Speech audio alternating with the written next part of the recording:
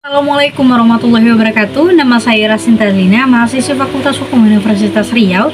Di mata kuliah Sistem Peradilan Pidana ini dibimbing oleh Bapak David Ramadan SHMA. Di sini saya akan menjelaskan secara singkat mengenai Sistem Peradilan Pidana ini sendiri. SPP menurut Marjono Reksodo Putro itu adalah sistem dalam suatu masyarakat untuk menanggulangi masalah kejahatan yang dilakukan oleh polisi, jaksa, pengadilan, dan lembaga pemasyarakatan. Kemudian tujuan daripada SPP ini sendiri ada tiga. Yang pertama, mencegah masyarakat menjadi korban kejahatan. Yang kedua, menyelesaikan kasus kejahatan yang terjadi. Dan yang ketiga, mengusahakan agar seseorang yang pernah melakukan kejahatan tersebut itu tidak melakukannya lagi di masa yang akan datang. Kemudian perkembangan pendekatan sistem peradilan pidana itu ada tiga. Pertama, pendekatan normatif, yaitu memandang bahwa polisi, jaksa, pengadilan, dan lembaga pemasyarakatan itu adalah sebagai aparatur pelaksanaan daripada undang-undang yang berlaku. Kemudian yang kedua, pendekatan administratif, memandang bahwa keempat aparatur tersebut itu sebagai suatu organisasi yang memiliki mekanisme kerja baik hubungan horizontal maupun vertikal yang sesuai dengan struktur organisasinya. Kemudian yang ketiga itu adalah pendekatan sosial, memandang bahwa bagaimanapun keempat aparatur tadi itu tidak dapat dipisahkan daripada sistem sosial. Artinya masyarakat itu juga ikut bertanggung jawab atas keberhasilan dan ketidakberhasilan dari aparatur tersebut gitu. Kemudian yang ketiga adalah dikotomi dalam sistem peradilan pidana.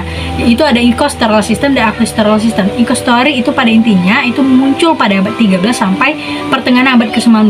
Itu khusus di pelanggaran tertentu terhadap gereja dan agama saja. Kemudian persidangannya berlangsung tertutup dan rahasia. Kemudian terdakwa tidak mendapatkan hak sama sekali untuk mendapatkan bantuan hukum dan lain sebagainya. Kemudian kebalikannya yaitu acquisitorial, di mana pemeriksaan berlangsung secara terbuka, adanya pembatasan terhadap kewenangan penyidikan dan pemeriksaan, kemudian adanya hak terdakwa untuk mengikuti setiap proses peradilan dan konsel.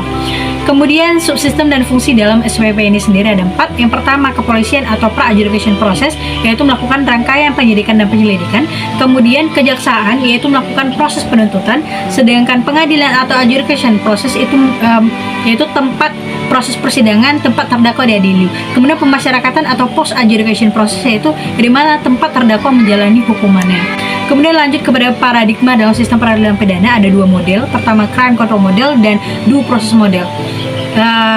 Pada intinya kedua model tersebut adalah hasil pemikiran dari Packer, yang dimana pada intinya CCM ini adalah menekankan bahwa penyelenggaraan peradilan pidana itu menekankan pada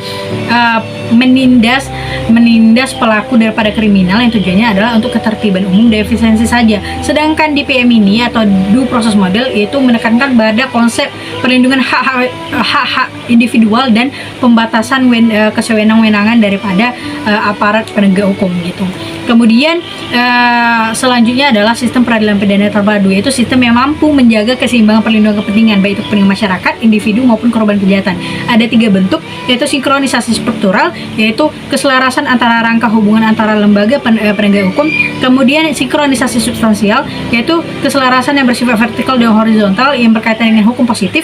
Kemudian sinkronisasi kultural, yaitu keselarasan dalam menghayati pandangan, sikap, dan falsafah yang secara menyeluruh.